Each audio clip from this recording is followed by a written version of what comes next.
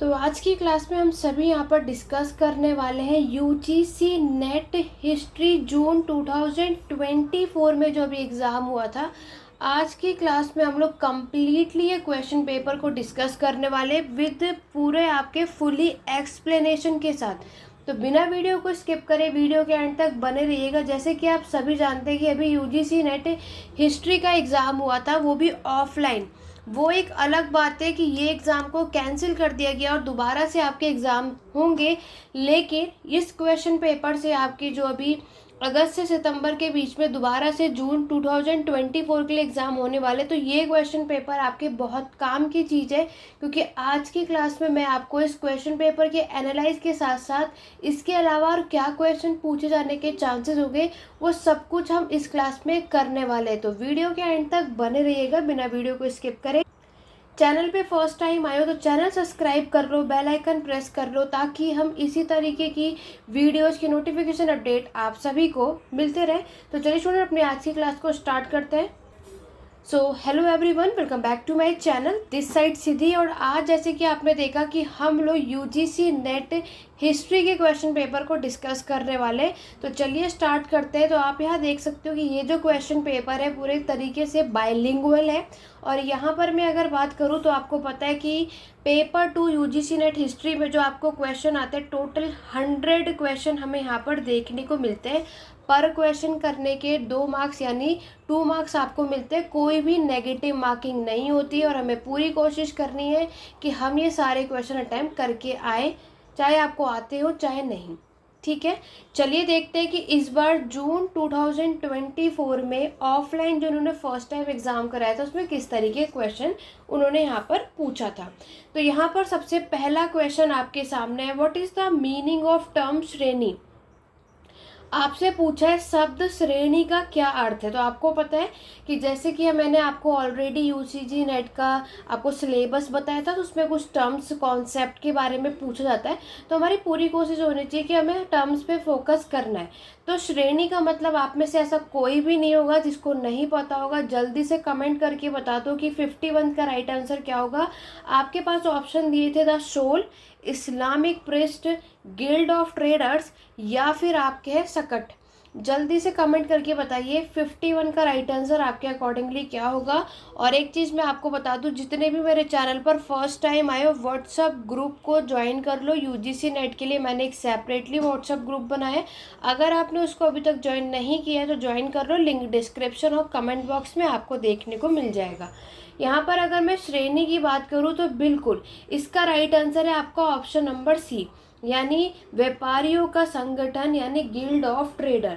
तो यहाँ पर आपको पता है श्रेणी जिसको हम गिल्ड भी कहते हैं, क्या कहते हैं, इसको हम गिल्ड भी कहते हैं। तो ये गिल्ड ऑफ आपके ट्रेडर्स भी हो सकते हैं, मर्चेंट भी हो सकते हैं, मतलब हमारे यहाँ पर व्यापारियों का भी हो सकता है, या फिर किसी क्राफ्टमैन का भी गिल्ड हमें यहाँ पर देखने को मिल सकता है। अब अगर हम बात करते हैं इसका करेक्ट आंसर, तो हमें यहाँ पर क्लियर हो गया यहाँ पर। लेकिन अब मेन बात है और भी चीज़ों को समझने की, मतलब कि आखिरकार इस श्रेणी से रिलेटेड और चीज़ या और कॉन्सेप्ट हमें क्या पता होना चाहिए। राइट आंसर ऑप्शन नंबर 3 है। यहाँ पर जैसे कि मैंने आपको क्या बताया, ये गिल्ड होते हैं आपके ट्रेडर हुए, है ना, मर्चेंट यानी व्यापारी हुए, इनका गिल्ड यानी श्रेणी हमें देखने को मिलता है। मर्चेंट का काम क्या होता है, ये रिस्पॉन्सिबल क्या होते हैं आपके who were responsible to arrange trade. इनका काम क्या होता है, व्यापार देखने का। ठीक है, अब मैं अगर आपको बताऊं कि गिल्ड का और क्या क्या काम होते हैं, नोट करते चलना, आपके एग्जाम पॉइंट ऑफ व्यू से काम आएगा। देखो गिल्ड के पास अगर मैं बात करूं तो यहाँ पर आप देखोगे इन लोगों के पास जुडिशियल पावर होती थी। ठीक है, guild had judicial power over its own member. Guild के पास अगर आप देखोगे तो इनके वेजेस हुए, इनके जो भी काम होता है उसके रूल्स हुए, ये सारे, और जो प्राइजेस होते हैं ये सब फिक्स्ड कौन करता है, गिल्ड का काम होता है। तो जुडिशियल के पास जो आपके जुडिशियल मैटर है या फिर आपके प्राइस को फिक्स करने का काम होता है, या फिर जो काम करवाते हैं उसका जो भी रूल्स रेगुलेशन बनाया जाता है, आपके वेजेस होते हैं, इन सभी का जो रिस्पॉन्सिबिलिटी है या फिर इसकी जो पावर है किसके हाथों में होती है, गिल्ड के हाथ में होती है। क्लियर हो गया। तो इसी वजह से 51 का राइट आंसर होगा ऑप्शन नंबर 3। आगे बढ़ेंगे नेक्स्ट क्वेश्चन की तरफ। क्वेश्चन नंबर 52 में आप सभी देख सकते हो, क्वेश्चन नंबर 52 में मैच दी फॉलोइंग है। और जैसे कि आप देख सकते हो कि यहाँ पे आपसे बुक्स एंड ऑथर से रिलेटेड क्वेश्चन पूछा गया है, यानी हिस्टोरियोग्राफी इतिहास लेखन के बारे में हमें नॉलेज होना चाहिए। तो जल्दी से कमेंट करके बताएंगे। बहुत ईजी सा क्वेश्चन इन्होंने पूछा था। नीतिसार आपके नाट्य शास्त्र, मृच्छकटिकम और अष्ट अध्याय, ये हिंदी मीडियम में भी आप लोग यहाँ पर देख सकते हो। मैच दी फॉलोइंग इन्होंने पूछा और आपसे पूछा choose the correct answer from the option given below. आपके पास जो ऑप्शन है, मेरे क्वेश्चन कराने के साथ साथ आप सभी इस क्लास को कभी भी देख रहे हो तो कमेंट के थ्रू आपको 51 का राइट आंसर क्या है, 52 आप ये चेक करो। जितने भी स्टूडेंट अगस्त सितंबर में एग्ज़ाम देने वाले हो तो आपको ये देखना है कि आपको कितनी तैयारी है। इसके ऑप्शनल भी मैं आपको सारी चीज़ें अभी यहाँ पर हम कंटिन्यू करते हैं। जब तक आप सभी आंसर बता रहे हो तब तक मैं आपको इससे रिलेटेड सारी चीज़ें डिटेल में बता देती हूँ। जैसे कि आप सभी जानते हो, नीतिसार की हम सबसे पहले बात करते हैं। नीतिसार जो है ये लिखा किसने? यस, फर्स्ट का 4 है यार, ये आपके कमंडक रीतिसार जो है, नीतिसार ये इन्होंने लिखा था। और क्या बात आपको पता होना चाहिए, ये कब लिखा गया था? ये बुक इन्होंने लिखी थी आपकी गुप्ता पीरियड के टाइम पर, आपकी गुप्ता साम्राज्य के समय पर कमंडक ने नीतिसार लिखा था। ठीक है, और क्या नेक्स्ट अगर हम बात करें तो ऐसा कहा जाता है कमंडक कौन है? ये आपके कौटिल्य या फिर चाणक्य के डिसाइपल ऑफ चाणक्य या फिर कौटिल्य। ठीक है, यानी उनके शिष्य थे। नेक्स्ट अगर मैं बात करूँ कमंडक की तो इनको बोला जाता है कि इन्होंने आपके is a contribution to political morality. ये लाइन भी हमें पता होना चाहिए क्योंकि हमें इसके अलावा और क्या क्या चीज़ें पूछी जाती हैं। इज़ अ पॉलिटिकल मोरालिटी, देखो ऑलरेडी अगर आपने टीजीटी पीजीटी लेवल का एंट्रेंस एग्ज़ाम अगर डीयू का दिया होगा तो उस वहाँ पर भी इस लेवल के एग्ज़ाम में क्वेश्चन आपको देखने को मिलते हैं। आपने ऑलरेडी मास्टर में ये चीज़ें की हैं तो आपको ये सारे क्वेश्चन करने में कोई इशू नहीं आया। स्टार्टिंग के फर्स्ट और सेकेंड क्वेश्चन में हमें एक चीज़ समझ आ गई कि बहुत ईजी क्वेश्चन इन्होंने हमसे पूछा था। चलो नीतिसार तो आप लोगों को समझ में आ गया और इससे रिलेटेड जो बातें थी वो सारी चीज़ें मैंने यहाँ पर मेंशन कर दी। नेक्स्ट अगर हम बात करते हैं आपकी नेक्स्ट बुक की, जो है आपके नाट्य शास्त्र की अगर हम बात करें तो ये किताब किसने लिखी थी? बिल्कुल आपके भरत ने ये बुक लिखी थी। और ये किसको, इन्हें क्या माना जाता है? ये आपके क्या है, एक ब्राह्मण सेज है, यानी एक साधु है। और अगर मैं बात करूँ तो इन्होंने ये बुक आपकी कंपाइल कब की थी? 200 ईसा पूर्व से लेकर के 200 ईस्वी में। ठीक है, और साथ में ये बोला जाता है कि ये जो बुक है आपकी एक ड्रामेटिक आर्ट्स है। क्या है? ड्रामेटिक आर्ट्स है। और एक इम्पॉर्टेंट चीज़, क्योंकि आपके एग्ज़ाम में कहीं से कुछ भी आ सकता है, ऐसा बोला जाता है कि ये आपके 5th वेदों में काउंट होता है। 4 वेद आपको ऑलरेडी पता है, ऋग्वेद, अथर्ववेद, सामवेद, यजुर्वेद, और जो 5th वेद को काउंट किया जाता है वो ये है। अगर एग्ज़ाम में पूछा जाए तो याद रखना, आपके नाट्य शास्त्र जो है ये is also known as the 5th Veda. हमारे एग्ज़ाम पॉइंट ऑफ व्यू से आपको इससे रिलेटेड ये सारी बातें और भी पता होना चाहिए। और अगर हम नेक्स्ट बात करें तो ये आपके एक क्लासिकल संस्कृत थिएटर से डील करता है, ये चीज़ भी आपको पता होना चाहिए। डन। आगे बात करते हैं हमारी नेक्स्ट बुक की। नेक्स्ट जो सभी को पता है मृच्छकटिकम। तो मृच्छकटिकम की बात करें तो ये आपको पता है, ये आपके शूद्रक ने लिखी थी। मृच्छकटिकम की बात करें तो ये बुक किसने लिखी थी? शूद्रक ने। और अष्ट अध्याय तो आप सभी को ऑलरेडी पता है, अष्ट अध्याय जो है वो पांडिनी ने लिखी है। किसने लिखी है? पांडिनी ने। इसके अकॉर्डिंगली अगर हम अपने राइट आंसर देखेंगे तो 52 का राइट आंसर क्या होगा? Yes, option number B. चलो ये दोनों चीज़ें मैंने आपको बता दी। अब मैं आपको बाकी के 2 भी इम्पॉर्टेंट चीज़ें बता देती हूँ। जैसे कि मैं आपको अष्ट अध्याय के बारे में बताती हूँ। अष्ट अध्याय जैसे कि अभी आपने देखा पांडिनी ने लिखा है। ठीक है, पांडिनी से रिलेटेड यहाँ पे और ये बातें अब अगर मैं बात करूँ तो इससे रिलेटेड और क्या याद रखना है, यहाँ पिंक पेन में जो ये अष्टाध्याय पाणिनि की बात मैं आपको बता रही हूँ। अष्टाध्याय जो बुक लिखी गई थी ये संस्कृत भाषा में लिखी गई थी। कब लिखी गई थी? 4th सेंचुरी में BC यानी ईसा पूर्व में। ऐसा बोला जाता है कि ये जो बुक है इसमें टोटल 4000 सूत्र है। कितने? 4000। और ये जो बुक है आपकी टोटल कितने चैप्टर्स में डिवाइडेड है? 8 चैप्टर में डिवाइडेड है। और पाणिनि ने अष्टाध्याय जो बुक लिखी थी वो आपकी किसके टाइम पीरियड पे लिखी थी? सेम एज इट इज़ आपके गुप्ता पीरियड के काल में ही पाणिनि ने अष्टाध्याय की किताब लिखी थी। ठीक है, तो ये आपको पता है। पाणिनि जो है ये आपकी ग्रामर बुक है, ये आप सभी को पहले से ही पता है। तो इसके अलावा बाद में और भी बहुत इंडियन आप ग्रामर्स की बुक हमें देखने को मिलती है। जैसे कि अगर मैं बात करूं तो आप सभी ने ऑलरेडी सुना है, तो पतंजलि ने आपकी एक बुक लिखी थी। कौन सी लिखी थी? पतंजलि ने आपकी एक बुक लिखी थी, उनकी बुक का नाम था महाभाष्य। और नेक्स्ट अगर मैं बात करूँगी आपकी जय आदित्य ने बुक लिखी थी, इनकी बुक का नाम था आपके, नोट कर लो क्योंकि यहाँ से और क्या क्या चीज़ें आने के चांसेस होते हैं या डिटेल में और क्या क्या चीज़ें हो सकती है, इसीलिए मैं क्वेश्चन के एक्सप्लेनेशन के साथ आपको एक्स्ट्रा चीज़ें भी बता रही हूँ। ठीक है, तो ये चीज़ें आपको याद रखनी है। चलो आपको अब हम बात करेंगे आपके मृच्छकटिकम की, यानी शूद्रक ने जो बुक लिखी है। शूद्रक से रिलेटेड अगर हम मृच्छकटिकम से रिलेटेड यहाँ पर अगर हम बात करें तो याद रखना मृच्छकटिकम जो है ये आपका एक संस्कृत प्ले है। कि कौन सी भाषा में है? संस्कृत का ये प्ले है। और आप जानते हो कि इसको और किस नाम से जाना जाता है? The little drama clay cart. ठीक है, Mrichchhakatikam is also known as the little drama clay cart. अगर हम बात करते हैं शूद्रक ने मृच्छकटिकम लिखा तो है, बट इन्होंने इस स्टोरी में किसके बारे में बताया है? आपके एक यंग पर्सन है।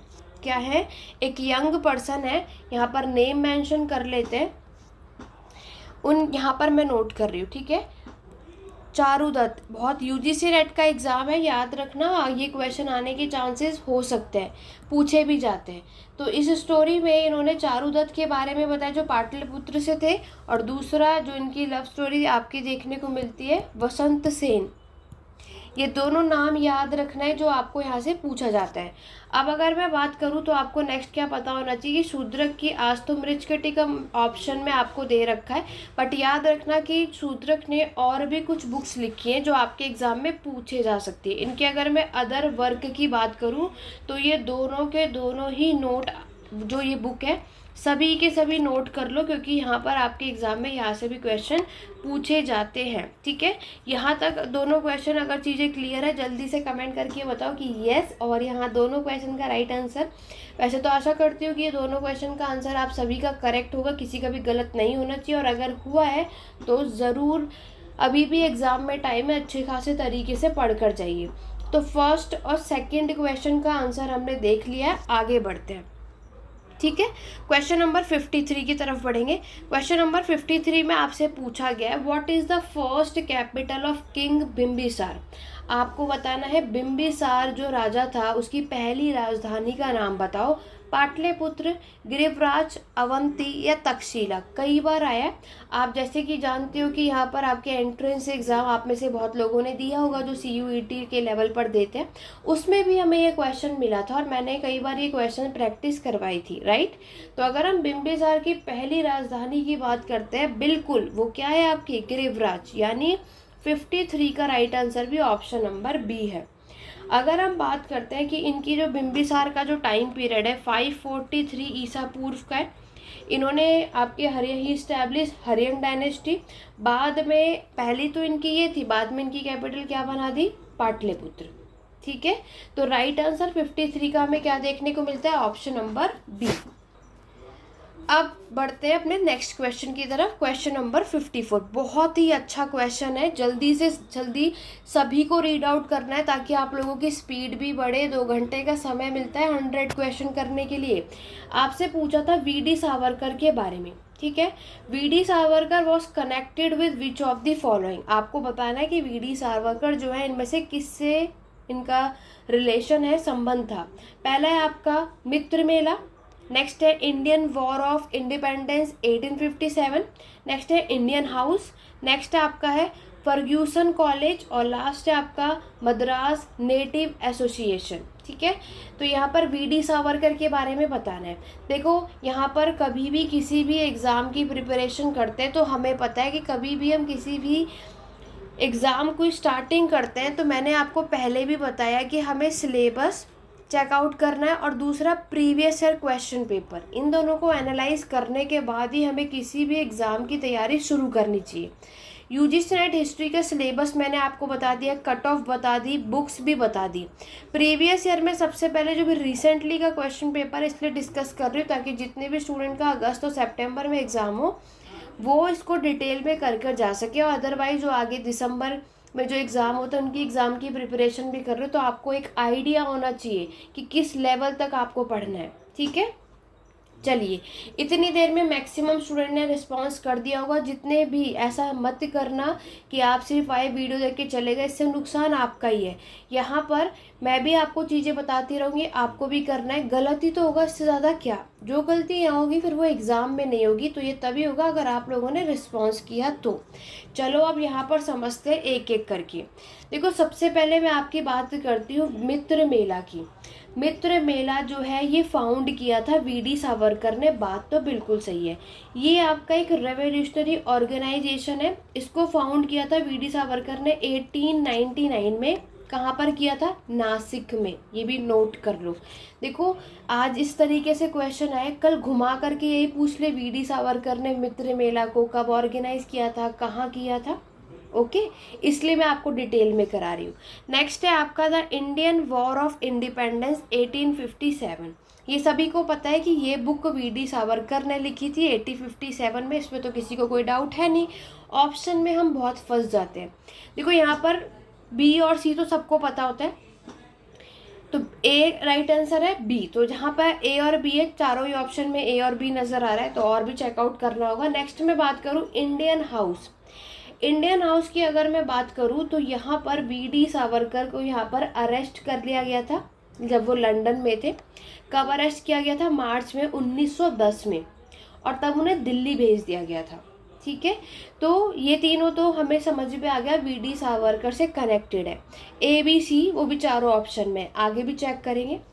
देखो नेक्स्ट में आपके अगर नेक्स्ट कॉलेज की मैं अगर बात करूँ फर्ग्यूसन कॉलेज की, तो ये जो कॉलेज है याद रखना ये पुणे में फाउंड हुआ था। ठीक है, और इसको फाउंड किया था, वॉज फाउंडेड बाय द, अगर हम बात करें वॉज फाउंडेड बाय द, इसे नोट कर लो डिटेल में आ जाएगा अगली बार, Deccan education society, Deccan education society. ठीक है, 1885 में इसको स्टैब्लिश किया गया, जिसमें आपके बहुत सारे नेम आते हैं। बाल गंगाधर तिलक का नाम इसमें आपको देखने को मिलेगा। नेक्स्ट आपको वीएस आप्टे का नाम देखने को मिलेगा, उसके बाद एमबी। ठीक है, तो ये सारे नेम पता होना चाहिए। गोपाल गणेश, क्योंकि आप में से कोई क्या करते हैं एक दो नाम कर लेते हैं और बाकी नहीं, तो ये यूजीसी नेट का एग्ज़ाम है, कोई इजी एग्ज़ाम नहीं है, तो मैक्सिमम चीज़ें कवर करके जाना है। ठीक है, तो डी ऑप्शन तो नहीं है क्योंकि हमें समझ आ गया ये वीडी सावरकर से रिलेटेड नहीं है। जिस ऑप्शन में डी है उसे बाहर कर दो। अब या तो ए आंसर होगा या तो डी। चलो डी की बात करते हैं, Madras native association. Madras native association की अगर मैं बात करूं, इसको फाउंड किया गया था 1852 में। ठीक है, अब किसने फाउंड किया था? अगर हम इसकी बात करते हैं तो इसको फाउंड करने वाले पर्सन का क्या नाम है? गजुला। क्या नाम है? गजुला लक्ष्मी अरासू।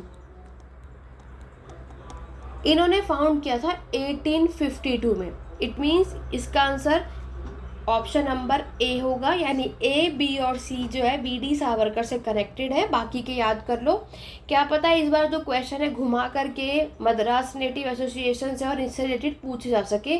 तो आज का क्वेश्चन पेपर सॉल्व कराने का उद्देश्य सिर्फ ये नहीं है कि सिर्फ मैं आपको आंसर बताऊं और आगे बढ़ूं।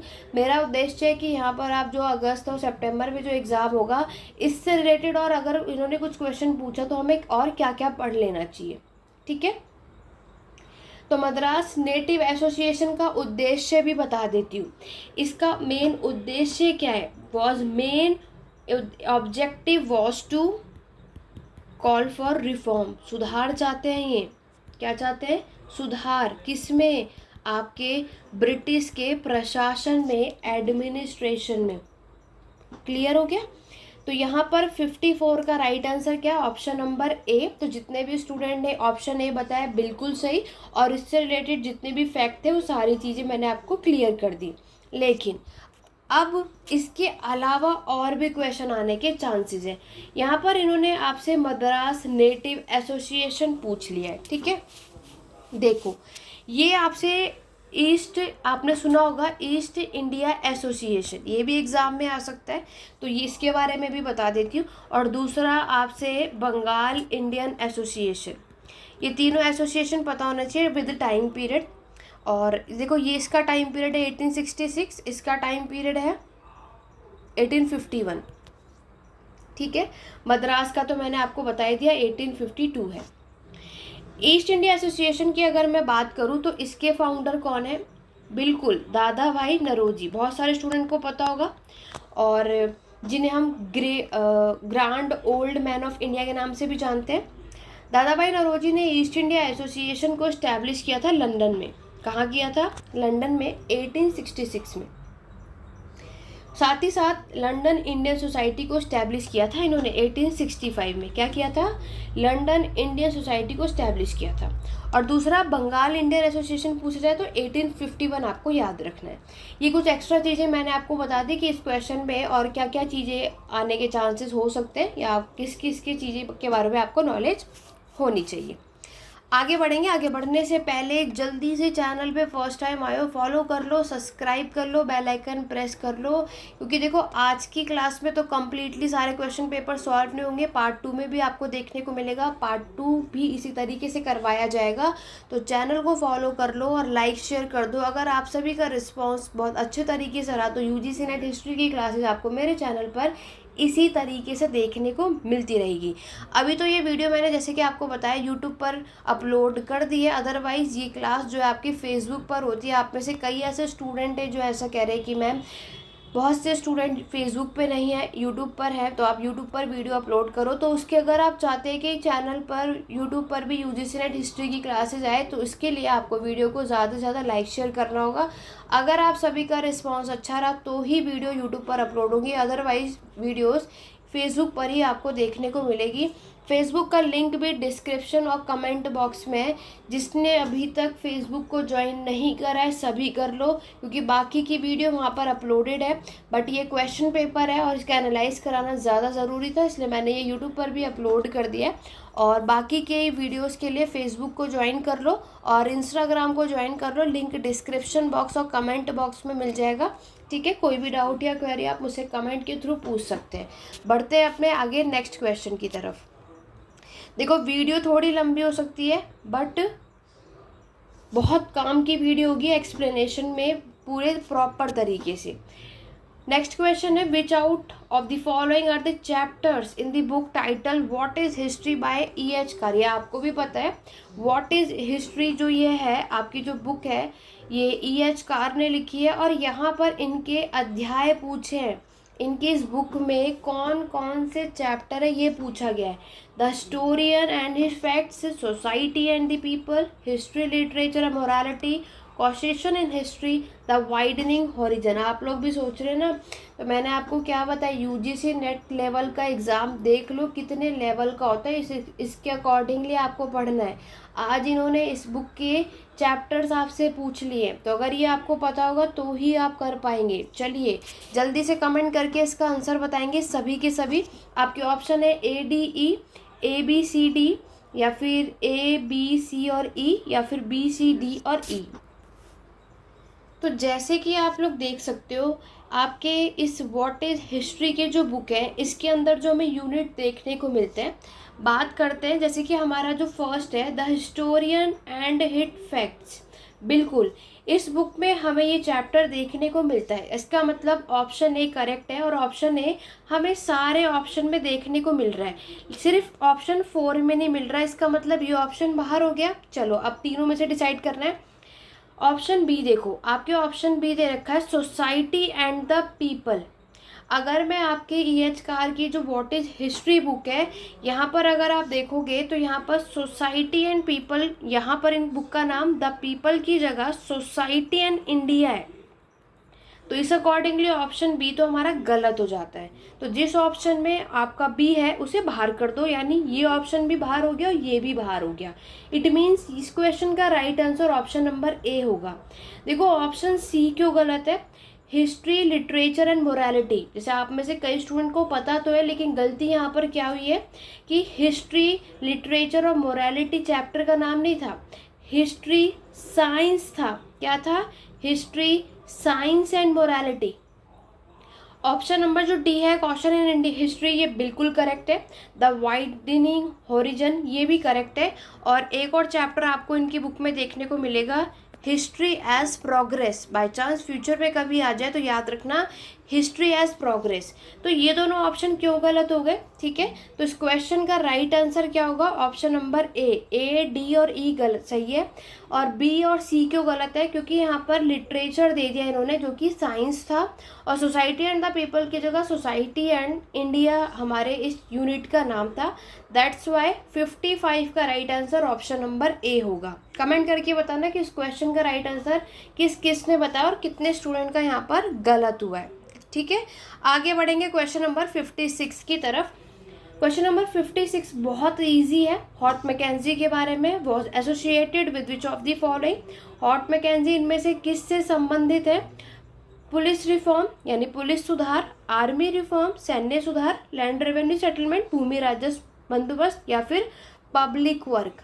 ये बताने की ज़रूरत नहीं है क्योंकि हम ऑलरेडी हिस्ट्री पढ़ चुके हैं, यूजीसी नेट की तैयारी कर रहे हो। बेसिक चीज़ भी अगर नहीं पता तो इसका मतलब हमें बहुत डीपली करने की ज़रूरत है। हॉट मैकेंजी की अगर मैं बात करूँ तो हमने कई बार पढ़ा है कि हॉट मैकेंजी जो है वो आपके लैंड रेवेन्यू सेटलमेंट में आते हैं, यानी इस क्वेश्चन का right answer option number C है। तो अगर मैं बात करूं हॉट मैकेंजी, मैंने आपको बताया था किस सिस्टम के बारे में, जब हमने पढ़ा था आपके महलवाड़ी सिस्टम, राइट।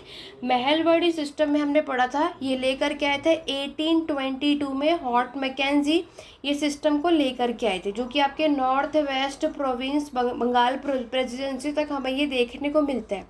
इसी तरीके से मैंने आपको परमानेंट और रैयतवाड़ी भी समझा रखा है। अगर आपने ये वीडियो नहीं देखी है तो मॉडर्न हिस्ट्री की प्लेलिस्ट में चेक करना यूट्यूब पर, आपको इजीली से सारी चीज़ें क्लियर हो जाएंगी। तो 56 का right answer option number third है। आगे बढ़ेंगे नेक्स्ट क्वेश्चन, क्वेश्चन नंबर 57। बहुत अच्छा क्वेश्चन है। यहाँ पर पूछा है विच one of the following is not, question ध्यान से पढ़ना है, of the silent feature of Indian feudalism. आपके भारतीय सामंतवाद का क्वेश्चन पूछा है। सामंतवाद का क्वेश्चन ना है ऐसा हो ही नहीं सकता, है ना। तो यहाँ पर सामंतवाद से रिलेटेड उसकी कुछ विशेषताएं दे रखी है, फीचर्स दे रखी है, और आपको बताना है इनमें से कौन सा ऑप्शन है जो इनकी विशेषता में नहीं आता है। पहला ऑप्शन है emergence of hierarchy landed intermediaries, prevalence of forced labour, curtailment of peasant land right, या नॉन एक्सट्रैक्शन ऑफ सरप्लस। यानी आपके हिंदी मीडियम में भी यहाँ पर सारी चीज़ें मेंशन है। अधिशेष को नहीं लेना, कृषि भूमि अधिकारियों की कटौती, बलाश्रम का प्रचलन। जल्दी से कमेंट करके बताओ 57 का राइट आंसर आप सभी के अकॉर्डिंगली क्या होने वाला है। तो इंडियन फ्यूडलिज्म में हमने देखा था कि आपके हिरार्की सिस्टम हमें देखने को मिलता है। फ्यूडलिज्म यानी सामंतवाद में फोर्स लेबर भी हमें देखने को मिलता है, राइट। फ्यूडलिज्म पे ऑलरेडी मैंने क्लास ले रखी है, वो भी आपको यूट्यूब चैनल पे मिल जाएगी। पीजेंट और लैंड राइट से रिलेटेड यहाँ पर इनकी कटौती हमें देखने को मिलती है। फिर अगर मैं सरप्लस की बात करूँ तो यहाँ पर बिल्कुल सरप्लस होता था, बट यहाँ पर नहीं की बात हुई है। दैट्स वाई हमारा जो ऑप्शन नंबर डी है वो गलत हो जाता है। क्यों? क्योंकि सरप्लस यानी अधिशेष यहाँ पर लिया जाता था। दैट्स वाई 57 का right answer option number D होगा। ठीक है, आगे बढ़ेंगे क्वेश्चन नंबर 58 की तरफ। देखो बहुत इजी पेपर आया था। अगर आपने बहुत अच्छे तरीके से एग्ज़ाम में पढ़ लिया ना तो यूजीसी नेट का एग्ज़ाम हिस्ट्री का इस बार अच्छा इजी आया था मेरे अकॉर्डिंगली, और उन स्टूडेंट के अकॉर्डिंगली जो कि बहुत अच्छे खासे तरीके से अगर आप यह सब पढ़कर गए होंगे तो। ठीक है, नेक्स्ट क्वेश्चन देखो, आपसे अगेन मैच दी फॉलोइंग आया है। गुरु अंगद, गुरु रामदास, गुरु अर्जुन, गुरु गोविंद सिंह, गुरुमुखी, अमृतसर टेम्पल, आपके आदि ग्रंथ और खालसा।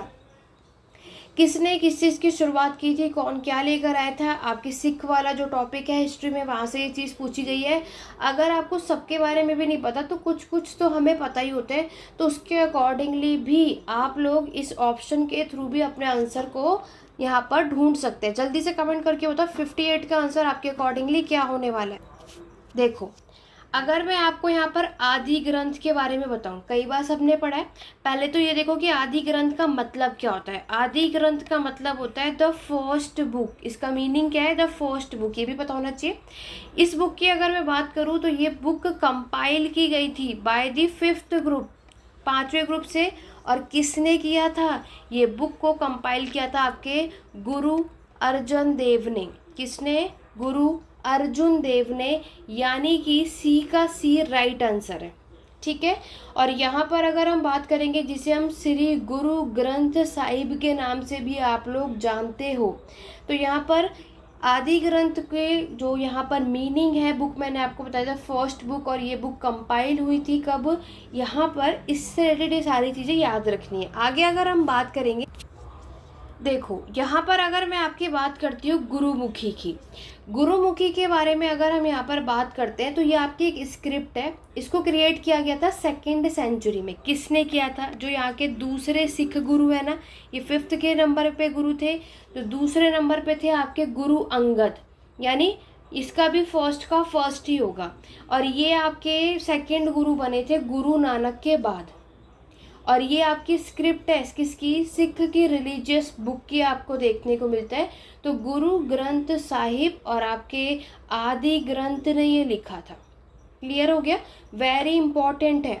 नेक्स्ट देखो, गुरुमुखी को इंट्रोड्यूस करने वाले गुरु अंगद थे। गुरु अंगद का टाइम पीरियड 1539 से 1552 का। देखो आपसे नेक्स्ट टाइम इसका क्रोनोलॉजिकल ऑर्डर पूछे जा सकते हैं, तो सबसे पहले याद रखना आपके गुरु नानक आते हैं। सबको पता है क्रोनोलॉजिकल ऑर्डर की मैं बात करूं, जो कि आपके सिखिज्म के फाउंडर हैं, जिन्होंने आपके इस कॉन्सेप्ट को लेकर के आए थे। उसके बाद आते हैं गुरु अंगद, जिन्होंने आपके गुरुमुखी के स्क्रिप्ट को इंट्रोड्यूस किया था। नेक्स्ट आपके आते हैं गुरुमुखी, मैं आपको आगे कुछ चीज़ें बता दे रही हूँ ताकि आप अमरदास सिंह, ये नेक्स्ट आए थे, अमरदास सिंह आपको याद रखना है। अब नेक्स्ट टाइम अगर आपसे अमरदास के बारे में पूछ लिया, अभी बता दूंगी, पहले तो क्रोनोलॉजिकल ऑर्डर याद कर लो। अमरदास के बाद जो आपके नेक्स्ट गुरु आए थे उनका नाम था रामदास। क्या था, रामदास। रामदास ने आपकी जो अमृतसर टेम्पल है, जो सिटी, इसको फाउंड किया था, यानी बी का भी आपके ऑप्शन में सही है। इससे बात समझ आती है, गुरु गोविंद सिंह ने आपके खालसा की शुरुआत की थी। इसका मतलब इस क्वेश्चन का right answer option number B है। जिस तरीके से इन्होंने दिया इसी तरीके से हमें अरेंज करना था। गुरु रामदास के बाद अगर मैं बात करूँ तो आपको याद रखना है आपके अर्जुन देव आते, जो 5th नंबर के गुरु थे। बताया ना मैंने, आपके 5th नंबर के गुरु थे ये, और इन्होंने ही आपके गोल्डन टेम्पल की शुरुआत की थी, जो कि आपके, और साथ ही साथ गुरु ग्रंथ साहिब, ये मैंने आपको बताया था। और ये he was executed by Jahangir, in future ये भी आ सकता है। नेक्स्ट क्वेश्चन की अगर मैं बात करूँ, नेक्स्ट जो हमारे गुरु आए थे, देखो ये जल्दी से सभी के सब नोट कर लो। हरगोविंद सिंह, ये क्रोनोलॉजिकल ऑर्डर में मैं आपको बता रही हूँ जितने भी सिख गुरु आए थे। गुरु हर राय, हरभजन, आपके हरगोविंद सिंह ने आपके क्या कंस्ट्रक्ट कराया था, सबके बारे में बताऊंगी। इसी तरीके से गुरु हरकृष्ण आपको देखने को मिलेगा, तेज बहादुर है, फिर गुरु गोविंद सिंह है, गुरु ग्रंथ साहिब है। इस तरीके से 11 हमें गुरु देखने को मिलते हैं। ठीक है, तो यहाँ पर अभी मैंने आपको क्या बताया, हर एक के बारे में पता होना चाहिए। Guru Granth Sahib is also called as Adi Granth. आदि ग्रंथ ये मेंशन है ना, ऑप्शन नंबर 3 देखो। ठीक है, उसके बाद गुरु गोविंद सिंह, जिन्होंने खालसा की शुरुआत की थी, ये आपके ह्यूमन फॉर्म में सबसे लास्ट गुरु माने जाते हैं। गुरु तेज बहादुर, आपके गुरु तेज बहादुर की बात करें तो इन्होंने, अगर आपसे पूछा जाए नेक्स्ट में, तो याद रखना आपके आनंदपुर को स्टैब्लिश किया था, और ये एग्जीक्यूट हुए थे आपके औरंगजेब के टाइम पर। ठीक है, अब नेक्स्ट है आपका गुरु हरकृष्ण की बात करूँ तो ये सबसे यंगेस्ट हमें देखने को मिलते हैं, और इनकी डेथ जब औरंगजेब का टाइम पीरियड था तब हमें देखने को मिलता है। गुरु हर राय के बारे में बताऊं तो इन्हें ने आपके शेल्टर दिया था दारा शिकोह को, जो कि आपके शाहजहाँ के बेटे, आपको पता है ना। नेक्स्ट अगर मैं आपके गुरु हरगोविंद सिंह से रिलेटेड बताऊं तो यहाँ पर इनसे रिलेटेड क्या बोला जाता है कि इन्होंने आपके कंस्ट्रक्ट क्या कराया था, क्योंकि इस बार ये आने के चांसेस हो सकते हैं, तो सब पता होना चाहिए, अक्ल तख्त, ठीक है। उसके बाद गुरु अर्जुन देव की अगर मैं बात करूँ तो गोल्डन टेम्पल, जिसे अभी मैंने आपको ऑलरेडी बताई दी है। गुरु रामदास ने अमृतसर टेम्पल, यहाँ पर आपने देख लिया है। फिर उसके बाद अगर मैं गुरु अमरदास की बात करूँ तो इन्होंने क्या करा था, आपके आनंद खारज मैरिज सेरेमनी को यहाँ पर लेकर के आए थे, ये आपको बताना है। गुरु अंगद के बारे में हमने देख लिया, गुरुमुखी स्क्रिप्ट इन्होंने किया था। तो ये सारे इंपॉर्टेंट फैक्ट्स हैं आपके गुरु से रिलेटेड, सिख से रिलेटेड, जो आपके एग्जाम में पूछे जाने के चांसेस है। इस बार ये पूछा है। बाकी और भी गुरु के बारे में पता होना चाहिए, क्रोनोलॉजिकल ऑर्डर पता होना चाहिए, पहले गुरु कौन थे, 11th नंबर पे कौन थे, 5th नंबर पे कौन थे, किसने क्या क्या चीज़ें इंट्रोड्यूस की हैं, ये सारा कुछ आपको बताना है। 58 का राइट आंसर है ऑप्शन नंबर बी। आगे बढ़ेंगे नेक्स्ट क्वेश्चन की तरफ। क्वेश्चन नंबर 59 में आपसे पूछा है, where was the gun powder invented. सबसे पहले अब जो गन पाउडर का आविष्कार है, अफगानिस्तान, चाइना, ईरान या इंडिया, भारत में कहाँ पर हुआ था। तो याद रखना, गन पाउडर का इन्वेंशन आपके चाइना में हुआ था। इस क्वेश्चन का right answer option number B होगा। चलिए आगे बढ़ेंगे नेक्स्ट क्वेश्चन। क्वेश्चन नंबर 60 में आपसे पूछा है क्रोनोलॉजिकल ऑर्डर में। तो क्रोनोलॉजिकल ऑर्डर तब कर पाएंगे जब हमें सारी चीज़ों के बारे में, टाइम पीरियड के बारे में पता होता है। पहला ऑप्शन है मुस्लिम लीग सेलिब्रेट डिलीवरेंस डे। मुस्लिम लीग ने आपके पाकिस्तान रेजोल्यूशन को पास अडॉप्ट किया था। रविंद्रनाथ टैगोर की डेथ हुई थी। सुभाष चंद्र बोस ने अनाउंस किया था the formation of provincial government of free, just a second, India, ठीक है, वो कट हो गया बट इट्स ओके। और लास्ट है आपका mutiny of naval rating at Bombay. नीचे आपके पास ऑप्शन है, आपको अरेंज करना। अगर आपको कुछ भी चीज़ें पता होंगी तो भी आप अपने ऑप्शन को यहाँ पर करेक्ट कर पाओगे। तो क्वेश्चन नंबर 60 का जल्दी से सभी को कमेंट करके बताओगे कि इसका राइट आंसर क्या हो। देखो सबसे पहले अगर हम बात करें कि आपके मुस्लिम लीग ने आपके मुक्ति दिवस कब मनाया था, तो टाइम पीरियड आप सभी को अगर पता होगा तो आपने इजीली से कर लिया होगा। तो देखो इन्होंने ये आपके किया था 22 दिसंबर 1939 में। मुस्लिम लीग द्वारा पाकिस्तान प्रस्ताव को अंगीकृत करना, तो वो था आपका 24 मार्च 1940। नेक्स्ट में रविंद्रनाथ टैगोर की मृत्यु की, उनकी डेथ कब हुई थी, तो ये आप सभी को पता है कि 7 अगस्त को हुई थी 1941 में। सुभाष चंद्र बोस के द्वारा स्वतंत्र भारत की अंतरिम संस्कार के गठन की घोषणा हुई थी आपके 21 अक्टूबर 1943। तो लास्ट है बॉम्बे में नौसेना के सदस्यों के द्वारा जो विद्रोह हुआ था वो 1946 में हुआ था। तो चलो डेट हमें नहीं याद होती, टाइम पीरियड हमें पता होता है 1939, 40, 41, 43 और 46। तो यहाँ पर एक चीज़ समझ आ रही, जो क्रोनोलॉजिकल ऑर्डर है वो बिल्कुल सही लगा रखा है इन्होंने। तो ABCDE यानी 60 का राइट आंसर भी ऑप्शन नंबर बी होगा, ठीक है। क्योंकि जिस तरीके से इन्होंने आपकी क्रोनोलॉजिकल, क्योंकि कभी कभी मैक्सिमम ही क्या करते हैं कि जिस तरीके से मैच दी फॉलोइंग दे रखा है, क्रोनोलॉजिकल ऑर्डर दे रखा है, ये उसको वैसे ही रखते हैं। लेकिन बहुत सारे स्टूडेंट कंफ्यूज आते हैं, उन्हें लगता है कि अरे ऐसा थोड़ी हो सकता है, ऐसा भी हो सकता है। तो यहाँ पर आप देख सकते हो, कभी कंफ्यूज मत होना। अगर आपको लगता है कि यहाँ पर जिस तरीके से उन्होंने अरेंज किया है, जिस तरीके से ऑप्शन दिया है वो बिल्कुल सही है, तो बिल्कुल आप उस ऑप्शन पे करेक्ट कर सकते हो, ठीक है। तो ये क्वेश्चन नंबर 60 यहाँ पर हमने देख लिया। तो अभी तक हमने 10 क्वेश्चन डिस्कस कर लिया। जल्दी से सभी कमेंट करके बताएंगे कि 10 में से आउट ऑफ 10 में से कितना स्कोर आपने किए, यानी कितने क्वेश्चन आप सभी के सही हुए, ठीक है। आगे बढ़ेंगे क्वेश्चन नंबर 61 की तरफ। आपसे पूछा जा रहा है इसमें से कौन सी एडमिनिस्ट्रेटिव यूनिट है, यानी प्रशासन की इकाइयाँ हैं। पहला ऑप्शन है पठक, नेक्स्ट है आपका पट्टल, फिर है आपकी विट्ठी और लास्ट है आपका अधेय। तो आप देख रहे हो यूजीसी नेट में किस तरीके से क्वेश्चन आता है। जैसे कि मैंने आपको ऑलरेडी बताया था कि आपके एडमिनिस्ट्रेशन, इकोनॉमी, हर एक टॉपिक में सबसे ज़्यादा फोकस इनका इन्हीं पे रहता है। तो आप कोई भी टॉपिक पढ़ रहे हो तो ये चीज़ें आपको पता होनी चाहिए। तो मैंने आपको पहले ही बताया था आपके जो मौर्यन डायनेस्टी का जो चैप्टर है और जो गुप्त डायनेस्टी के क्वेश्चन ज़्यादातर पूछते हैं, ठीक है। अब एक एक करके हमें यहाँ पर समझना है। देखो जैसे आपको कुछ नहीं, जैसे विट्ठी देखो, है ना। अगर हम यहाँ पर विट्ठी की बात करते हैं और विषय क्या है, हमने गुप्ता डायनेस्टी के एडमिनिस्ट्रेशन, प्रशासन के बारे में पढ़ा है। तो गुप्ता एम्पायर में एडमिनिस्ट्रेशन हम यहाँ पर देखते हैं, ठीक है। और यहाँ पर प्रोविंस यानी जो प्रांत होता है वो डिवाइड होता है आपके किस में, विषय में, ठीक है। विषय आपका इसमें डिवाइड होता है, तो यानी विषय तो एडमिनिस्ट्रेशन का पार्ट है, तो यानी जिस ऑप्शन में सी है वो सारे ऑप्शन सही होंगे। तो ये तो हमें सारे ऑप्शन में दिख रहा है, कोई बात नहीं, आगे बढ़ते हैं। नेक्स्ट देखते हैं कि आखिरकार और भी चीज़ों से हमें ये चीज़ें पता चल जाती हैं। विट्ठी अगर मैं बात करूँ तो ये विट्ठी आपके विषय का ही पार्ट होता है। किसका? विषय का ही पार्ट होता है। विट्ठी वॉज अ पार्ट ऑफ विषय। तो यहाँ पर हमें समझ आता है कि विट्ठी भी इसी का ऑप्शन है, यानी सी और डी तो सही है।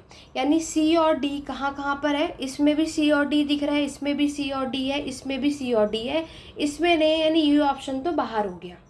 ठीक है। नेक्स्ट अगर मैं बात करूँ, आपने यहाँ पर देखा जो आपके हमें गाँव में विलेज के एक ग्रुप देखने को मिलता है, ठीक है, जिसे हम क्या बोलते हैं, मैंने आपको ऑलरेडी पढ़ाया था यूट्यूब चैनल पर, गुप्ता डायनेस्टी का जो चैप्टर है उसके अंदर पेठक और आपके स्नातक पढ़ाया था। ये दोनों के दोनों ये आपके गांव का एक सिलेक्शन है, यानी ग्रुप और या कलेक्शन ऑफ विलेजेस, जिसको हम ये बोलते हैं। ठीक है।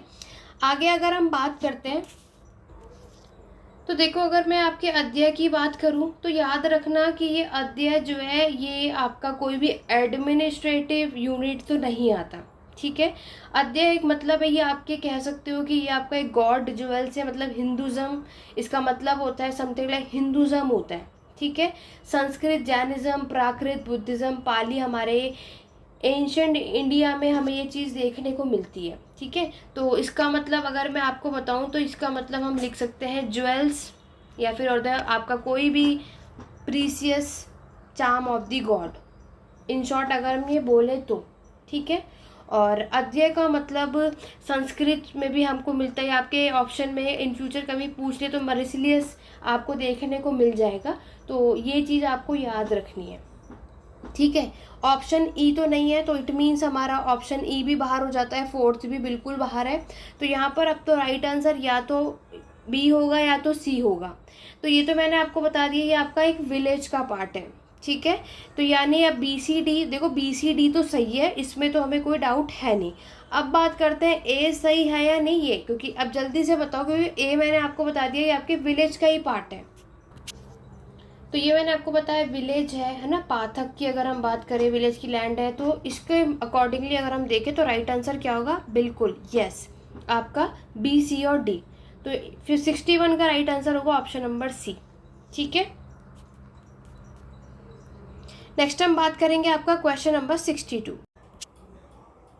क्वेश्चन नंबर 62 में हमें मैच दी फॉलोइंग देखने को मिल रहा है, जिसमें आपके पास 4 ऑप्शन है और आपको इसका मीनिंग बताना है। जैसे कि हम यहाँ देख सकते हैं, सबसे पहले आपसे पूछा है चूड़ा कर्म, पुष्वन और आपका उपनयन और जात कर्म। ठीक है।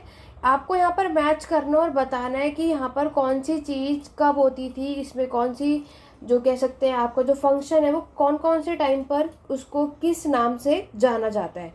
सबसे पहले हम बात करेंगे, यहाँ पर मेंशन किया गया है चूड़ा कर्म। ठीक है।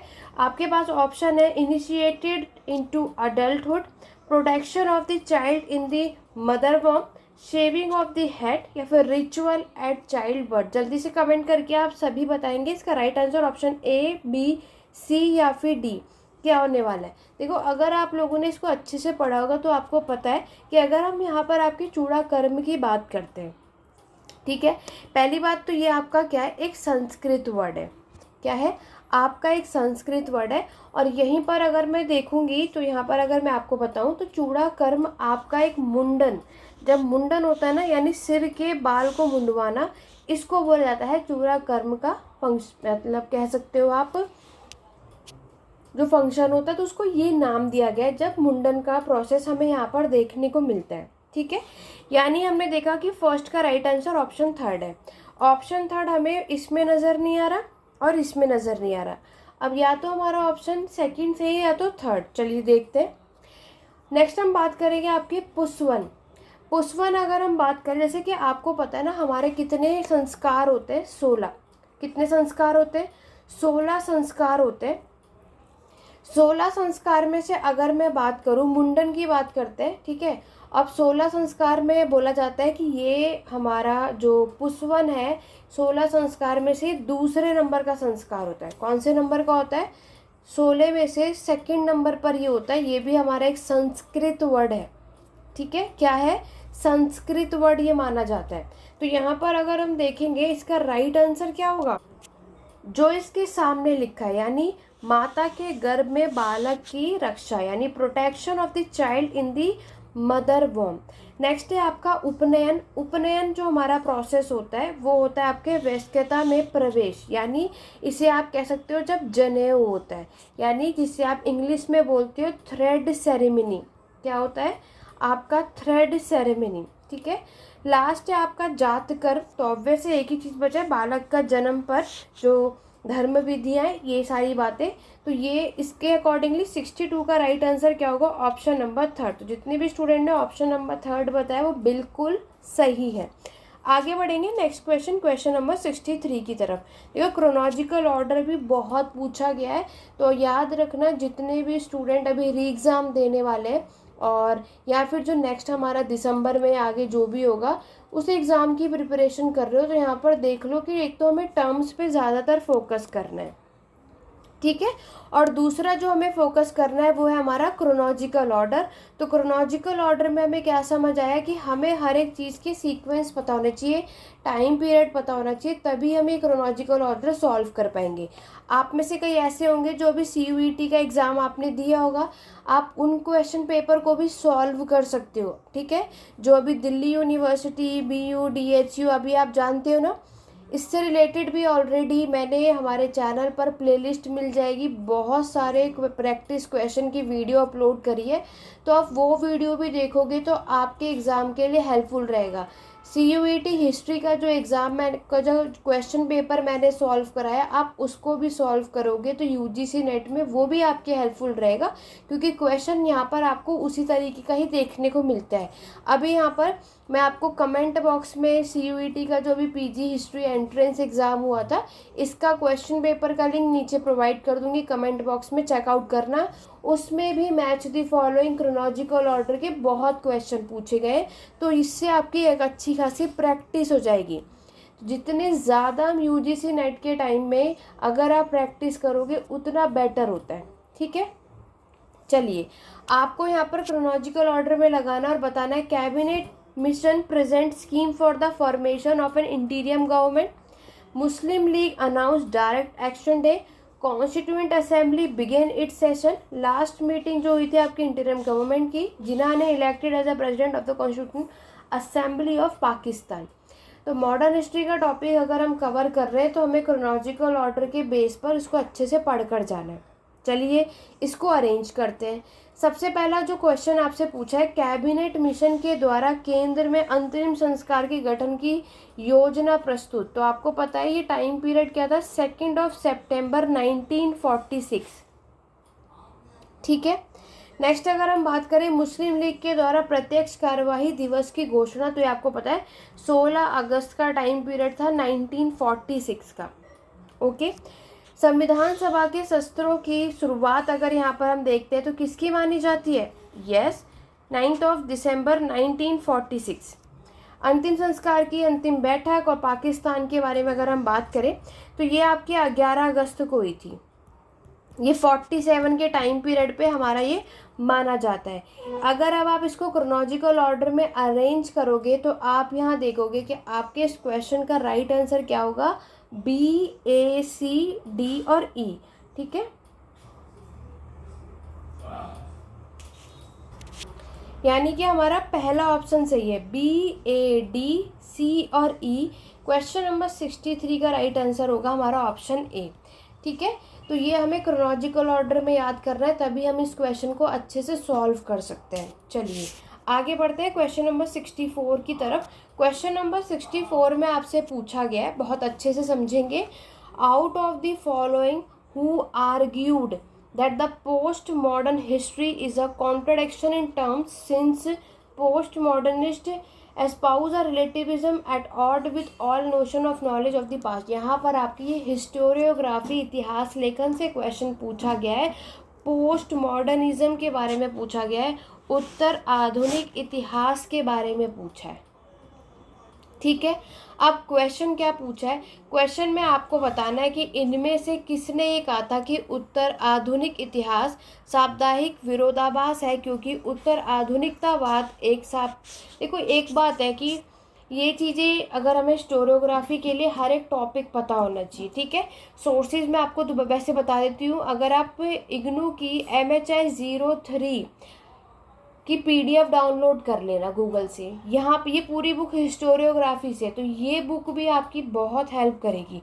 बाकी हिस्टोरियोग्राफी से रिलेटेड क्लासेस हमारे चैनल पर UGC नेट के लिए स्टार्ट में करने वाली हूँ। UGC नेट के आपके किसी भी एग्जाम में हिस्टोरियोग्राफी का क्वेश्चन अगर पूछा जाएगा तो आपको वो कवर करना है, ठीक है। चलिए आपके पास ऑप्शन है, जल्दी से बताओ कि इस क्वेश्चन का राइट आंसर क्या होने वाला है।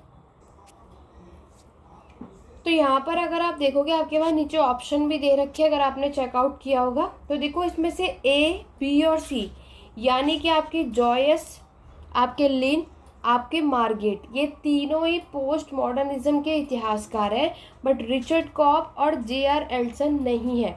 इसी वजह से इस क्वेश्चन का राइट आंसर ऑप्शन A यानी A, B और C हमारा सही होता है, ठीक है। अब देखो जैसे कि आप सभी को पता है अगस्त सितंबर में UGC नेट का री एग्ज़ाम होने वाला है। अब इससे रिलेटेड और क्या क्वेश्चन आ सकते हैं, आपसे एग्ज़ाम में पूछ सकते हैं कि पोस्ट मॉडर्निज्म के से रिलेटेड इनमें से कोई भी करेक्ट या इनकरेक्ट आपको बताना है, ठीक है। Already previous year question paper में भी हमें ये क्वेश्चन देखने को मिला है कि आपको पोस्ट मॉडर्निज्म से रिलेटेड कुछ स्टेटमेंट दे देंगे और पूछेंगे कि बताओ इसमें से राइट आंसर कौन सा है, ठीक है। पोस्ट मॉडर्निज्म से रिलेटेड याद रखना कि इसमें आपको ऑप्शन में मिल सकता है, इसमें ऑलरेडी आया था primacy of consumption instead of knowledge, instead of knowledge, ये ऑप्शन बिल्कुल ठीक था। दूसरा आपको याद रखना है कि ये पोस्ट मॉडर्निज्म में हमारा जो सेकंड ऑप्शन है वो है डीकंस्ट्रक्शन ऑफ टोटलिटी, ये भी हमारा ऑप्शन सही था, आपको इनकरेक्ट बताना था उसमें। नेक्स्ट है आपका कॉमनैलिटी ऑफ या कॉमनैलिटी टू ग्रेटनेस, ये तीनों स्टेटमेंट सही था। जो रॉन्ग था पोस्ट मॉडर्निज्म से लेकर के वो था आपका हिस्टोरिकल टेंडेंसी, हिस्टोरिकल टेंडेंसी। यहाँ पर पूछा था कि पोस्ट मॉडर्निज्म को लेकर के इनमें से कौन सा ऑप्शन गलत है, तो वो था हमारा ऑप्शन 4। इस तरीके के क्वेश्चन भी ऑलरेडी पूछे जा चुके हैं और पूछे जाते हैं, ठीक है। बढ़ेंगे क्वेश्चन नंबर 65। आपसे यहाँ पर पूछा गया है कि भारत नाट्य शास्त्र, ठीक है, या भरतनाट्य शास्त्र का आपको यहाँ पर बताना है कि नृत्य के बारे में कौन कौन सी चीज़ें डांसिंग के बारे में सही है, कि हेड के कितने पोजेज होते हैं, आइज़ के पोजेज बताने हैं, नेक के बताने हैं, बॉडी के बताने हैं और हैंड के बताने हैं। आप में से कई ऐसे होंगे जिन्होंने कभी इसके बारे में पढ़ा होगा, लेकिन आप में से कई ऐसे होंगे कि जिसको कभी इसके बारे में पढ़ा ही नहीं, एकदम नया होगा। बट कोई बात नहीं, आज ये नया है लेकिन अब आगे नहीं हो कि हम एक बार अगर भरतनाट्य शास्त्र के बारे में पढ़ लेंगे तो उसके बाद हमारी सारी चीज़ें यहाँ पर क्या हो जाएंगी, क्लियर हो जाएंगी, ठीक है। चलिए देखते हैं, अगर हम आपके भरतनाट्य शास्त्र की बात करें तो यहाँ पर बोला जाता है कि आपके जो हेड का जो पोस्चर है वो 13 नहीं होते, 9 होते हैं। कितने होते हैं, 9, ठीक है। नेक का पोस्चर बिल्कुल 9 होता है, ये बात तो यहाँ पर सही बोली गई है। यहाँ पर नेक्स्ट अगर हम बात करते हैं आइज का जो पोस्चर माना जाता है, और दूसरा आप देखोगे ना कि हेड यानी हमारी सर की कोई ना मुद्राएं, कोई पोस्चर नहीं होता, तो ये इसके अकॉर्डिंगली भी गलत माना जाता है, ठीक है। तो ये तो हमारा वैसे भी गलत है। नेक मैंने आपको बता दिया कि बिल्कुल ये 9 होते हैं, ठीक है। उसके बाद आइज़ की अगर मैं बात करूँ तो आइज़ के पोस्चर भी हमें 36 देखने को मिलते हैं। और अगर मैं आपके हैंड यानी हाथों की बात करें तो हाथ की जो 37 नहीं होते, टोटल 52 पोस्चर्स होते हैं। हाथों के कितने होते हैं भरतनाट्यम में, भरतनाट्य शास्त्र में अगर हम पोस्चर देखेंगे तो 37 हाथों का नहीं होता, 52 होता है। और वहीं अगर मैं बात करूँ आपके बॉडी की तो 20 पोस्चर्स है। अगर इसके अकॉर्डिंगली देखें तो हमने यहाँ पर क्या समझ आया कि हमारा ए गलत है और डी गलत है। जिस भी ऑप्शन में ए और डी है उन्हें बाहर करेंगे, यहाँ पर ए नहीं है। क्वेश्चन नंबर 63 को हम दोबारा से करेक्ट करेंगे, हमें इसे क्रोनोलॉजिकल ऑर्डर में लगाना था। यहाँ पर अगर मैं आपके इंडियन गवर्नमेंट की बात करूँ तो इसे करेक्ट करना, ये मई 1916 की बात है। मुस्लिम लीग का आपको मैंने बताया था अभी 16 अगस्त 1946 इसका करेक्ट टाइमिंग है। संविधान सभा के सत्रों की शुरुआत अगर हमने देखी तो ये 9 दिसंबर 1946 में हमें देखने को मिलता है, और इंटीरियम गवर्नमेंट आपका आफ्टर इंडिपेंडेंस, ठीक है। और लास्ट है आपका 11 अगस्त 1947। इसके अकॉर्डिंगली अगर हम देखेंगे तो इस क्वेश्चन का राइट आंसर ऑप्शन नंबर 3 होगा। पहले मैंने आपको ऑप्शन ए कराया था ना, तो ए नहीं होगा, ऑप्शन सी सही है। क्वेश्चन नंबर 63 का right answer option number C होगा। सभी इसको करेक्ट करेंगे, तो राइट आंसर क्या होगा हमारा, ऑप्शन नंबर 3। चलिए आगे बढ़ेंगे, हम अपने क्वेश्चंस को वापस से कंटिन्यू करेंगे। 65 क्वेश्चन नंबर तक हमने कर लिया है। नेक्स्ट हमारा क्वेश्चन नंबर 6 है। 66 में आपको सातवाहन के रूलर से क्रोनोलॉजिकल ऑर्डर पूछा गया है। तो जैसे कि आपने ऑलरेडी कई बार पढ़ा, सबको पता भी है। और क्रोनोलॉजिकल ऑर्डर की अगर हम बात करें तो जैसे कि आप जानते हो कि इस डायनेस्टी की शुरुआत किसने की थी, सिमुका ने, ठीक है। और कृष्णा यानी कान्हा, जिन्हें हम कृष्णा या कान्हा सबके नाम से जानते हैं, इन्होंने आपके नेक्स्ट रूलर बने थे जो कि सिमुका के बाद। तो सबसे पहले आपको कौन से देखने को मिलेंगे, कृष्णा, जो कि सेकंड नंबर के रूलर थे।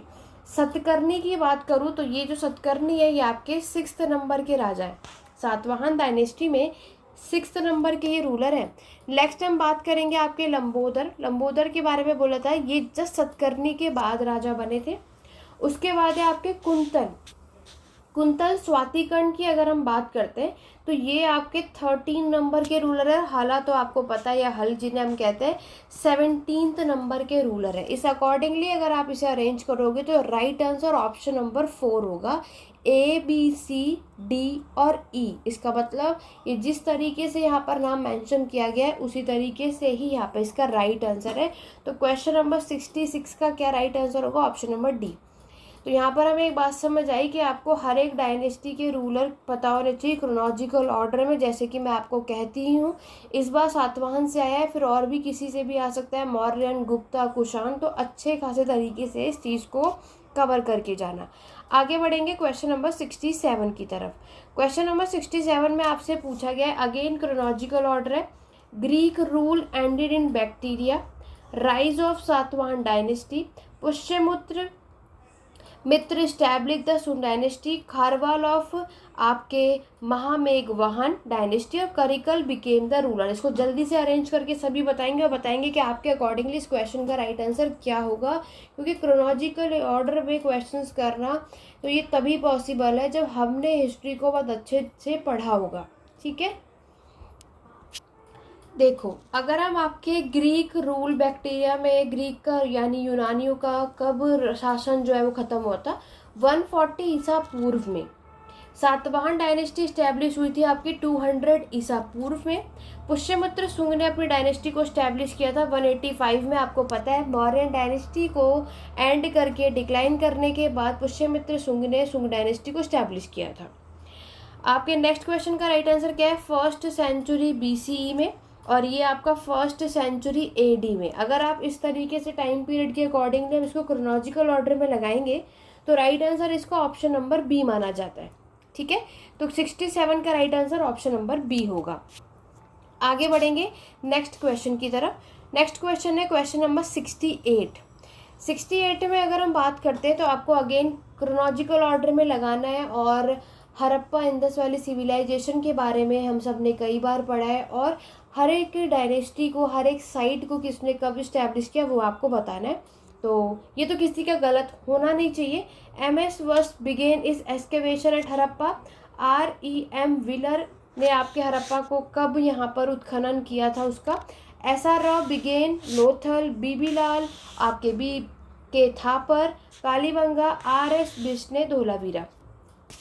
तो देखो, अगर हम यहाँ पर बात करते हैं तो MS भट्ट की अगर हम बात करते हैं तो इन्होंने आपके इसको क्रोनोलॉजिकल ऑर्डर में अगर हम लगाएंगे तो 1920 में किया था।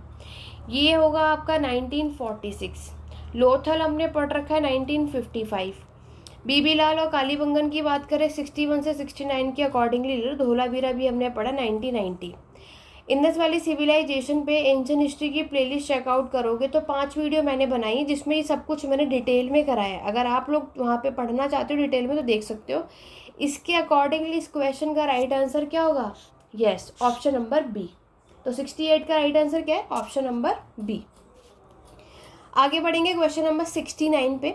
आपसे इकोनॉमिक ड्रेन से क्वेश्चन पूछा गया है, ठीक है। आर्थिक निकासन कई बार हमने पढ़ा है। जल्दी से पहले तो कमेंट करके ये बताओ कि इकोनॉमिक ड्रेन की जो थ्योरी है किसने दिया था। सभी के सभी कमेंट करेंगे और यहाँ पर उससे रिलेटेड आपको कुछ स्टेटमेंट दे रखे हैं, आपको बताना कौन सी बात सही है। Divided to the shareholder to the British crown, British ताज के शेयर धारकों को लाभांश। इंटरेस्ट ऑन पब्लिक डेब्ट रेज्ड अब्रॉड, विदेशों से लिए गए लोक ऋण पर ब्याज। स्टोर परचेज इन इंग्लैंड, यानी इंग्लैंड से भंडार खरीदना।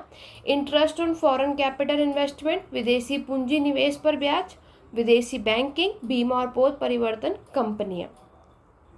तो यहाँ पर अगर हम बात करते हैं इस क्वेश्चन का राइट इकोनॉमिक ड्रेन से रिलेटेड हमारा जो स्टार्टिंग के जो 4 स्टेटमेंट है, ठीक है, यानी ए बी सी और डी, ये सारी बातें सही है। बट जो गलत है वो क्या है? Foreign banking, insurance and shipping companies, ठीक है। तो 69 का राइट आंसर ऑप्शन ए होगा। बढ़ेंगे क्वेश्चन नंबर 70 की तरफ। इसमें आपसे पूछा है, आपको सही बताना है। कृष्णा देवा राय ने आपकी एक बुक लिखी थी अमुक्त माल्यात, तो सबको पता है, बिल्कुल ये बात सही है। ये बुक इन्होंने तमिल में लिखी थी, तो हमने इसको कई बार पढ़ा है, तो हमें पता है तमिल में नहीं लिखी गई थी, ये बुक तेलुगु में लिखी गई थी। तो चलो, जब हमें एक गलती यहाँ पर पता चल गई तो हम ये देखेंगे जिस भी ऑप्शन में बी होगा उस ऑप्शन को बाहर कर दो। इजीली से सारे क्वेश्चन का आंसर आपको यही मिल जाएगा, बाकी पढ़ने की ज़रूरत ही नहीं है। 70 का right answer option number B. आगे बढ़ेंगे नेक्स्ट क्वेश्चन की तरफ।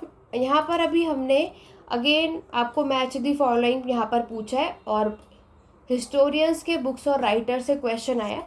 भरत, अश्वघोष, चरक और शूद्रक, अभी जस्ट हमने इससे रिलेटेड ही ऊपर क्वेश्चन किया था। भरत के बारे में अभी मैंने आपको बताया कि इन्होंने कौन सी बुक लिखी और कौन सी नहीं, ठीक है। ए का बताओ। भरत का मैंने अभी आपको बताया था, किसी का भी गलत नहीं होना चाहिए, जो कि अभी हमने ऑलरेडी इसे पढ़ा है। यस, भरत मैंने आपको नाट्य शास्त्र बताया था, ठीक है।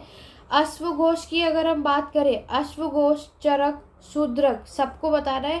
चरक यहाँ पर किसने कौन सी लिखी है, क्योंकि हमने कई बार पढ़ा है और ऊपर भी पढ़ा है। मृच्छकटिकम भी मैंने अभी आपको ऊपर ही बताया है, तो मृच्छकटिकम भी आपको बताना है। तो मृच्छकटिकम मैंने आपको क्या बताया था? शूद्रक ने लिखा है, यही बताया था। यस, शूद्रक ने आपके मृच्छकटिकम लिखा है। वहीं अगर मैं आपके अश्वघोष की बात करूं तो अश्वघोष ने आपकी सारीपुत्र प्रकरण लिखा है, बिल्कुल।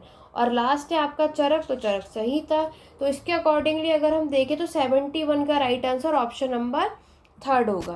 तो जितने भी स्टूडेंट ऑप्शन थर्ड लगाए बिल्कुल ठीक है, यानी बुक्स एंड ऑथर याद होने चाहिए। मेरे यूट्यूब के चैनल पर प्लेलिस्ट में बुक्स एंड ऑथर की वीडियो आपको मिल जाएगी। एंशिएंट, मेडिएवल, मॉडर्न, वर्ल्ड के सबके बुक्स एंड ऑथर कराए। अगर आपने वो अच्छे से कर लिया तो ये सारे क्वेश्चन आपको वहाँ मिल जाते हैं, डिटेल में मैंने कराया, ठीक है। नेक्स्ट आपको बताना है स्तूप से रिलेटेड स्टेटमेंट दिया और इसमें से कौन से ऐसा स्टेटमेंट है जो स्तूप से रिलेटेड गलत है। It originated simple semi rectangular mount of earth, gradually it evolved into a more complex structure balancing round and square shape. It is also consisted of hermica, a balcony like structure. Arising from the harmika was a mass called yashti. देखो एक चीज़ याद रखना, जो अभी अगस्त सितंबर में री exam होने वाला है, आज ये क्वेश्चन इन्होंने स्तूप से रिलेटेड इस तरीके से पूछा है, तब घुमा कर पूछ सकते हैं। मतलब अभी जो आपके क्वेश्चन है वही आंसर में हो सकता है। मतलब आपको पता होना चाहिए कि हर्मिका हम किसे कहते हैं, ये बालकनी लाइक स्ट्रक्चर होता है, ठीक है। तो यहाँ पर हर्मिका से निकले हुए जो खंबे होते हैं उसे क्या बोला जाता है? यास्ती बोला जाता है। तो ये चीज़ें भी याद रखनी है। नेक्स्ट अगर मैं बात करूँ तो इस क्वेश्चन का राइट आंसर, मतलब जो क्वेश्चन में गलत पूछा गया है वो है आपका कि इसकी शेप सेमी रेक्टेंगुलर नहीं होती थी, सेमी सर्कुलर होती थी, इसीलिए पहला ऑप्शन गलत होगा। स्तूप से रिलेटेड जो स्टेटमेंट यहाँ गलत है वो पहला ऑप्शन है, क्योंकि वो सेमी रेक्टेंगुलर माउंट ना होकर के सेमी सर्कुलर आपका राइट आंसर था। दैट्स वाई क्वेश्चन नंबर 72 का राइट आंसर ऑप्शन नंबर ए है। आगे देखेंगे क्वेश्चन नंबर 73 में अगेन क्रोनोलॉजिकल ऑर्डर है। आपको बताना है conquest of Goa by the Portuguese, पुर्तगालियों के द्वारा गोवा पर आधिपत्य है। तो हमें पता है कि ये हुआ था 1510 में। किसने किया था? आपके अल्फांसो ने, है ना। भारत आपके जो बहामनी साम्राज्य है इसकी स्थापना कब हुई थी? तो 1347 में हुई थी, जिसे बहमन शाह ने इस्टेब्लिश किया था। मुगल एम्पायर को स्टैब्लिश करने वाले बाबर हैं, यहाँ तो मेंशन ही है, 1526 में किया था। ये तो किसी को बताने की नीड ही नहीं है। दिल्ली सल्तनत की यहाँ पे शुरुआत 1206 में हुई थी, हमें पता है। और ये भी आपके किसने किया था? कुतुबुद्दीन ऐबक ने। और एमरजेंस ऑफ दिल्ली सल्तनत ऑफ गोलकोंडा की अगर मैं बात करूँ तो ये 1518 की बात है। और किसने किया था? आपके कुली कुतुब शाह। ठीक है, तो इसको क्रोनोलॉजिकल ऑर्डर में जब आप लोग अरेंज करेंगे तो इसका राइट आंसर ऑप्शन नंबर 3 आएगा। ठीक है, 73 का राइट आंसर ऑप्शन नंबर 3 है। क्वेश्चन नंबर 74 देखो, आपसे पूछा जा रहा है which among the following is not associated with post modernism. आपको बताना है कि इनमें से कौन है जो उत्तर आधुनिकतावाद से संबंध जिसका नहीं है। तो जो आपके पोस्ट मॉडर्निज्म से कनेक्ट नहीं है वो है पैट्रिक जॉय। तो राइट आंसर क्या होगा आपका? Option number A. बाकी के आपके Joyce, Appleby, E.J. Hobsbawm, John Scott, ये। तो यहाँ पर हमें समझ आया कि पोस्ट मॉडर्निज्म हिस्टोरियोग्राफी से रिलेटेड बहुत इंपॉर्टेंट टॉपिक है। तो इस पर जल्दी हम अपने चैनल पर इसके लिए रिलेटेड वीडियो लेकर के आएंगे। उसके लिए चैनल को सब्सक्राइब कर लो, बेल आइकन प्रेस कर लो, ताकि जो भी वीडियोस यहाँ पर अपलोड हो उसकी नोटिफिकेशन अपडेट आप सभी को मिलते रहे। टेलीग्राम चैनल का लिंक डिस्क्रिप्शन बॉक्स में से ज्वाइन कर लो, क्योंकि कई ऐसे स्टूडेंट होते हैं जिसके पास नोटिफिकेशन नहीं आता है, तो लिंक यहाँ प्रोवाइड करती हूँ। बाकी यूजीसी नेट हिस्ट्री के लिए मैंने आपको ऑलरेडी बता दिए कि आपके व्हाट्सएप ग्रुप मैंने बना रखा है। कमेंट बॉक्स में, डिस्क्रिप्शन बॉक्स में आपको लिंक मिल जाएगा, उसको ज्वाइन कर लो, ताकि यूजीसी नेट से रिलेटेड कोई भी अपडेट, कोई भी पोस्ट, कोई भी वीडियो है तो सारी अपडेट आपको मिलते रहे। नेक्स्ट क्वेश्चन देखते हैं, क्वेश्चन नंबर 75। आपको बताना which one of the following according to Kautilya is not one of the main component of आपका चतुरंग बल। ठीक है, इन्फेंट्री जो कि पैदल सेना होता है, कैवलरी आपका अश्वारोही सेना होता है, कैमल, ऊंट, एलिफेंट या हाथी। तो ये तो हमने ऑलरेडी पढ़ा है मौर्यन डायनेस्टी के बारे में भी, जिसमें कैमल मेंशन नहीं है। बाकी मिलिट्री एडमिनिस्ट्रेशन में, सैनिक प्रशासन में हमने ये सारी बातें कर रखा है। तो 75 का right answer option number 3। Next आपको बताना है, एक टर्म दे रखा है जो कि है आपका लेटर वैदिक पीरियड का अक्षवाप। तो ये लेटर वैदिक पीरियड में जो टर्म है किससे रिलेटेड है? डाइस कीपर, चैरियटर, डिस्ट्रीब्यूटर और आपका कॉरियर। देखो कई बार मैंने आपको बताया टर्म्स बहुत इंपॉर्टेंट है। आज ये वीडियो क्योंकि देखो अभी मैंने यूजीसी नेट हिस्ट्री की क्लास स्टार्टेड कर यहाँ किया, और स्टार्ट मैंने टर्म से ही करा है। हर एक टर्म का क्या मतलब होता है और सबसे ज़्यादा क्वेश्चन जहाँ से आते हैं वो मैं इस टर्म को कराते कराते आपको बताऊँगी। यूजीसी नेट की प्लेलिस्ट आपको मेरे यूट्यूब चैनल पर मिल जाएगी, वो उसको ज़रूर देखना। अदरवाइज़ बाकी की क्लासेस यूजीसी नेट हिस्ट्री की FB यानी फेसबुक पर हो रही है, उसका लिंक कमेंट बॉक्स में आपको मिल जाएगा, उसको ज्वाइन कर लो, क्योंकि टर्म से रिलेटेड अभी हमारी क्लासेस यहाँ पर कंटिन्यू चल रही है, तो आपके एग्ज़ाम में काम आएगा। ठीक है, यस, यहाँ पर आपके इस टर्म का मतलब है डाइस कीपर, पासा रखने वाला। ठीक है, 76 का राइट आंसर ऑप्शन नंबर ए है। आगे बढ़ेंगे, नेक्स्ट क्वेश्चन है क्वेश्चन नंबर 77। क्वेश्चन नंबर 77 में द अर्लीस्ट वैदिक literature come from a background of. आरंभिक वैदिक साहित्य के बारे में पूछा गया है कि ये कहाँ से आया है? अग्रैरियन इकोनॉमी, कृषि अर्थव्यवस्था से, पेस्टोरलिज्म पशु चरण से, आपका सेटल्ड अग्रैरियन इकोनॉमी से, कमर्शियल अर्बन इकोनॉमी से। तो हमें पता है कि ये आपका अग्रैरियन यानी कृषि अर्थव्यवस्था की वजह से है। ठीक है, नेक्स्ट हम बात करेंगे द क्वीन नैनिका। ये आपके कौन सी डायनेस्टी से बिलोंग करती है? सुंग dynasty, Satavahana dynasty, Kushan dynasty और आपका शक छत्रपास। तो आपको भी पता है कि ये जो आपकी नैनिका है, ये रानी जो है ये आपके सातवाहन डायनेस्टी से बिलोंग करती है। दैट्स वाइज क्वेश्चन का राइट आंसर क्या होगा? क्वेश्चन नंबर 78 का ऑप्शन नंबर बी। ठीक है, और आगे बढ़ते हैं क्वेश्चन नंबर 79 पे। क्वेश्चन नंबर 79 में आपको बताना है मैच दी फॉलोइंग, और यहाँ पर एक यहाँ पर अगर हम देखेंगे सेनापति, नायक, मुख्य और अध्यक्ष, हर एक की अमाउंट कितना है आपको ये चीज़ यहाँ पर बतानी है, और उसके अकॉर्डिंगली आपको इसको अरेंज करना है। जल्दी से सभी इसको अरेंज करेंगे, कमेंट बॉक्स में बताएंगे कि इसका राइट आंसर क्या होगा। इससे आपकी ही प्रैक्टिस होगी, और गलत होगा तो कोई बात नहीं, इससे आपको आइडिया ही होगा कि मैंने ये गलती यहाँ पर की जो कि आपके एग्जाम में ना। देखो यहाँ पर अगर हम बात करें सेनापति, नायक, मुख्य, अध्यक्ष, इन चारों में अगर हम देखते हैं तो सबसे ऊपर पोस्ट पर कौन आता है, तो ऑब्वियस है जैसे आज के टाइम पर भी हम देखते हैं जो जितने ऊपर पोस्ट पर होगा उसकी उतनी अच्छी सैलरी होगी। तो अध्यक्ष जो है वो सबसे ऊपर होता है, उसके बाद बाकी के आते हैं। तो अध्यक्ष की अकॉर्डिंगली अगर हम इसके सैलरी देखें तो सबसे हाईएस्ट देखो यहाँ पर क्या है, ऑप्शन नंबर डी 48,000। कितने? 48,000 पर। तो यानी फोर्थ का तो 4 आंसर होगा। इस तरीके से आपको देखना है। आप में से कई ऐसे होंगे जिसको ये बारे में नहीं पता होगा, लेकिन हम एक दिमाग लगाएं, अगर हमने थोड़ी सी अपना आइडिया लगाएंगे कि हमें इतना पता है क्योंकि हमने इतनी बार एडमिनिस्ट्रेशन को पढ़ा है, तो हमें पता होता है कि एडमिनिस्ट्रेशन में सबसे ऊपर लेवल पे कौन से मिनिस्टर आते हैं, कौन सा किस पोस्ट पर होता है। तो ऑब्वियस जो जिस पोस्ट पर होगा उसके अकॉर्डिंगली उसकी सैलरी भी होगी। तो यहाँ पर हमने देखा कि अध्यक्ष का और सबसे हाईएस्ट पॉइंट 48,000 है, और इसके अकॉर्डिंगली अगर आप देखोगे ऑप्शन नंबर डी का 4, ऑप्शन नंबर डी का 4 लास्ट वाले ही ऑप्शन में आपको मेंशन है। तो उसके अकॉर्डिंगली क्या राइट आंसर होगा? Option number D. क्या होगा? Option number D. तो जिस तरीके से इन्होंने यहाँ पर मेंशन किया है उसी के अकॉर्डिंगली यहाँ पर इनकी सैलरी हुआ करती है। ठीक है, आगे बढ़ेंगे। नेक्स्ट हम बात करेंगे क्वेश्चन नंबर, आपका मिसप्रिंट है, जस्ट अ सेकेंड, 80। यहाँ पर हम बात करेंगे आपका क्वेश्चन नंबर 80 की तरफ बढ़ेंगे।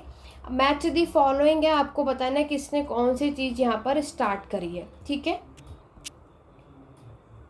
तो यहाँ पर मैच दी फॉलोइंग में देखो हमने कई बार पढ़ा है। पंडित रमाबाई की अगर मैं बात करूँ तो कृपा सदन है, बिल्कुल सामने ही लिखा है। ठीक है, नेक्स्ट है आपका मधुसूदन दास, आपका उत्कल सभा, दादा भाई नौरोजी।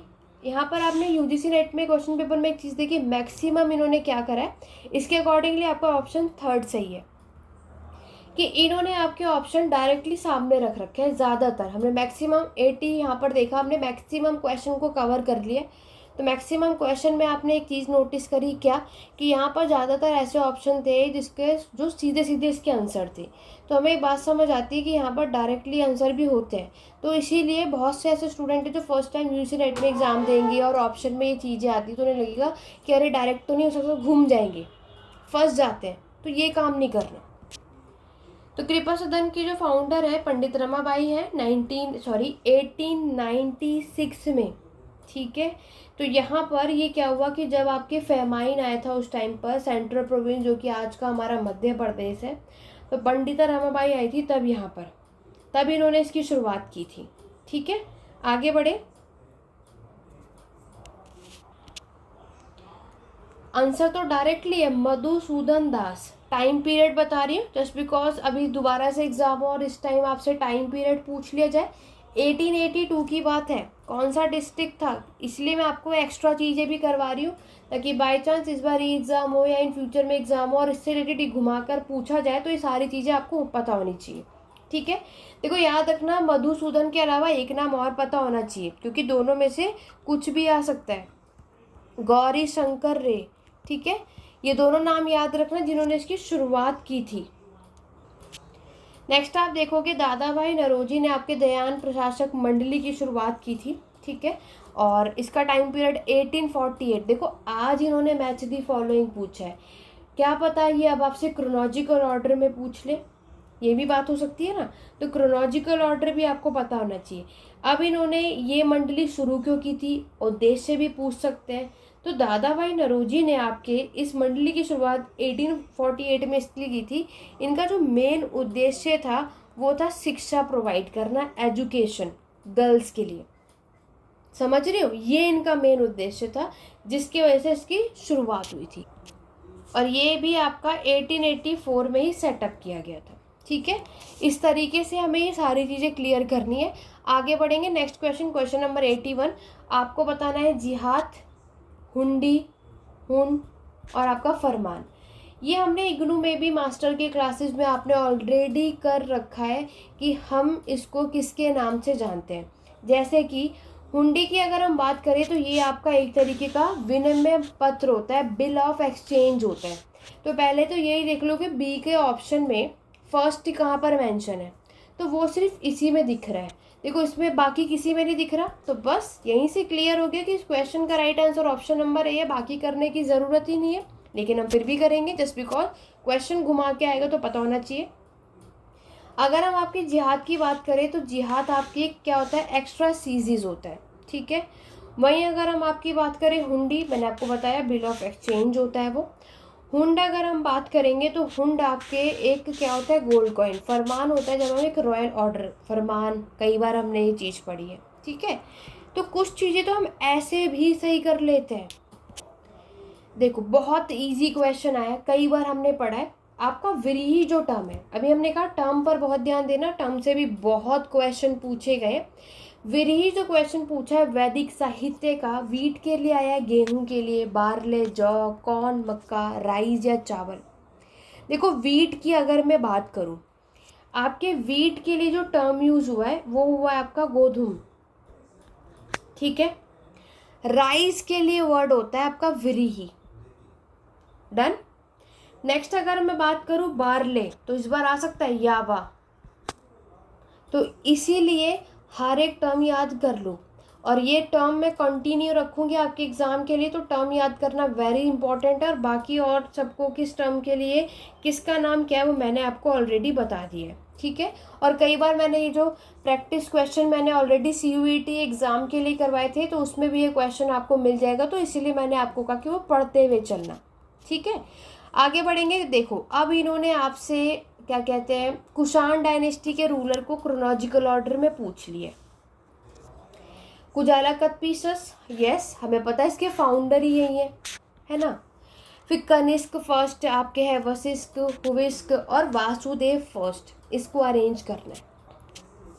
तो कुजाला कदपीसस हमारे सबसे पहले आते हैं, फिर विम कदपीसस आते हैं जो कि हमारे ऑप्शन में है नहीं, ठीक है। फिर वहीं अगर मैं बात करूं आपके कनिष्क फर्स्ट आते हैं, यानी कि ए के बाद बी ऑप्शन आएगा, ये ना Kanishka first.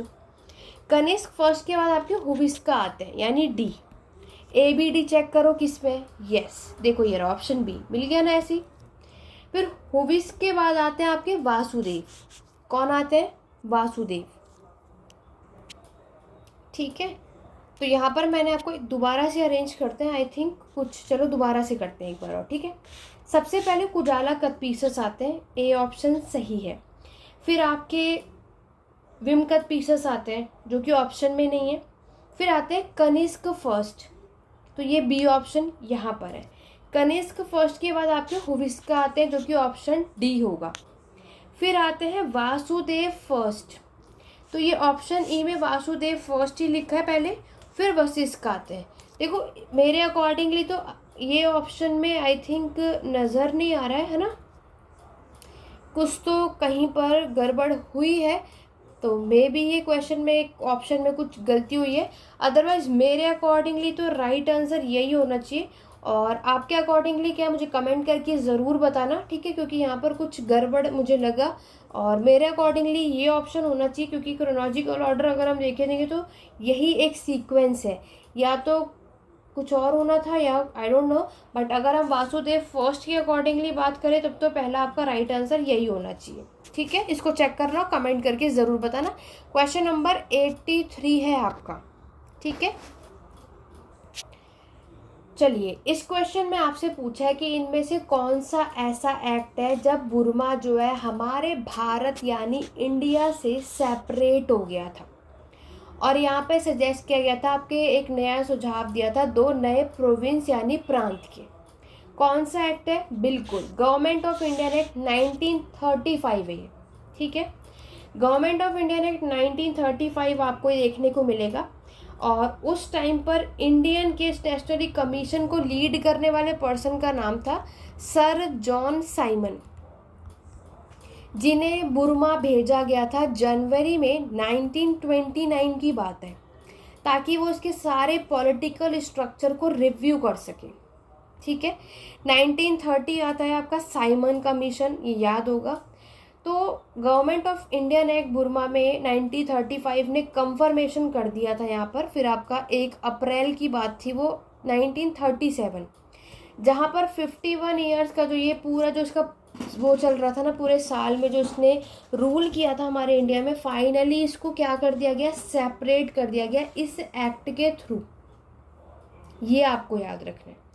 Government of India ने 1935 के बाद में बारे में अगर मैं आपको और चीज़ें बताऊं तो इसमें बहुत सारी चीज़ें हुई। लाइक इसमें आपका प्रोविंशियल डायरकी सिस्टम जो है ये अबॉलिश हो गया था। ठीक है, और अगर मैं बात करूं इसमें आपका इंडियन काउंसिल जो है ये भी अबॉलिश कर दिया गया था, ख़त्म कर दिया गया था। ठीक है, और अगर हम यहाँ पर बात करते हैं तो यहाँ पर 1935 है। और दूसरा आपको बुर्मा वाला याद रखना जो सेपरेट किया गया था, एग्जाम पॉइंट ऑफ व्यू से आपसे पूछा जाता है यार, ये क्वेश्चन आने के पूरे पूरे चांसेस हैं। ठीक है, उसके बाद यहाँ पर आपका फेडरल कोर्ट, क्या फेडरल कोर्ट को यहाँ पर इंट्रोड्यूस किया गया था, यानी इस्टेब्लिश किया गया था, ये कह सकते हैं। इसी तरीके से बाकी के एक्ट भी हम जल्दी अपने चैनल पर लेकर के आएंगे। और अगर आप सभी चाहते हो कि एक्ट से रिलेटेड अगर हम क्वेश्चन करें तो कमेंट करके ज़रूर बताना। इसके अकॉर्डिंगली 84 का राइट आंसर ऑप्शन नंबर 3 है। नेक्स्ट हमसे पूछा है 85 में कि आपका आनंद कारज किससे रिलेटेड है, मैरिज से, installing of God statue, child birth, going on a pilgrimage. Yes, तो देखो मैरिज क्या है, ये आपका एक विवाह से संबंधित है। किससे रिलेटेड, सिख गुरु। एग्जाम में आ सकता है कि आनंद कारज सिख गुरु थे, किसने इस मैरिज सेरेमनी को इंट्रोड्यूस किया था। एग्जाम में ये क्वेश्चन भी आने के चांसेस हो सकते हैं, तो आपको ये भी पता होना चाहिए। तो उन पर्सन का नाम था आपका गुरु अमरदास। क्या नाम था, गुरु अमरदास। ठीक है, वेरी इंपॉर्टेंट है। गुरु अमरदास ने आपके आनंद कारज मैरिज सेरेमनी सिखों के लिए यहाँ पर इसको इंट्रोड्यूस किया था, ये आपको पता होना चाहिए एग्ज़ाम पॉइंट ऑफ व्यू से अगर हम बात करें। ठीक है, चलिए आगे बढ़ेंगे क्वेश्चन नंबर 86 की तरफ। आपको हुमायूं से रिलेटेड क्रोनोलॉजिकल ऑर्डर में बताना है कि कौन सी चीज़ हुमायूं ने पहले की थी, कौन सी चीज़ बाद में। देखो ये मैंने CUET के एंट्रेंस एग्ज़ाम के स्टूडेंट के लिए सारी चीज़ों ने मैंने करा रखी हैं। अगर आप में से कोई ऐसा स्टूडेंट है जिसने एंट्रेंस एग्ज़ाम दिया होगा या इस तरीके की प्रैक्टिस की होगी तो बहुत ही ईजिली से आपने इस एग्ज़ाम को क्रैक कर लिया होगा।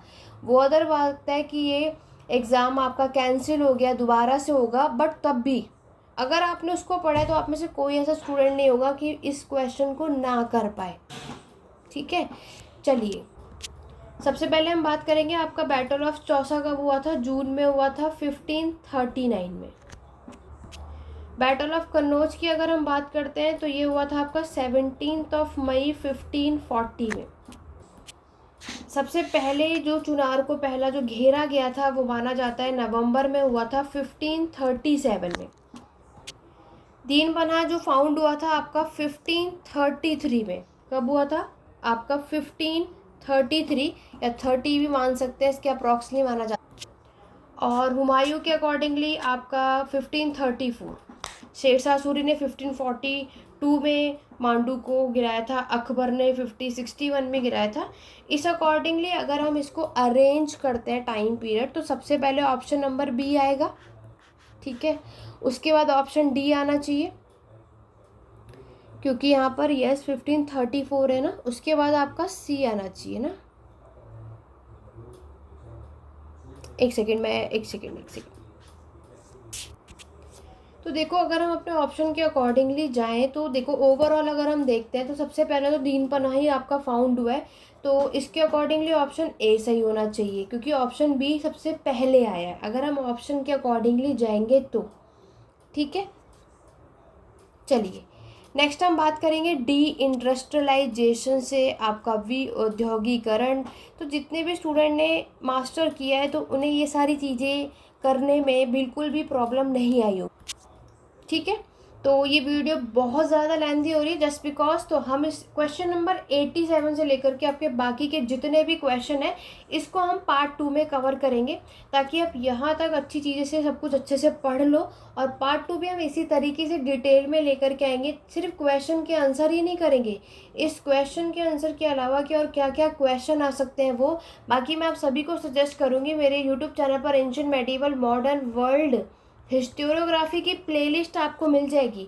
इन पे सारी वीडियोस जितने भी प्रैक्टिस क्वेश्चन कराए सब कर लेना, क्योंकि आपके इस क्वेश्चन पेपर के थ्रू जो मैंने इसको एनालाइज किया है, तो यहाँ पर इससे रिलेटेड बहुत ऐसे क्वेश्चन है जो मैंने अपनी वीडियोस में कराए थे।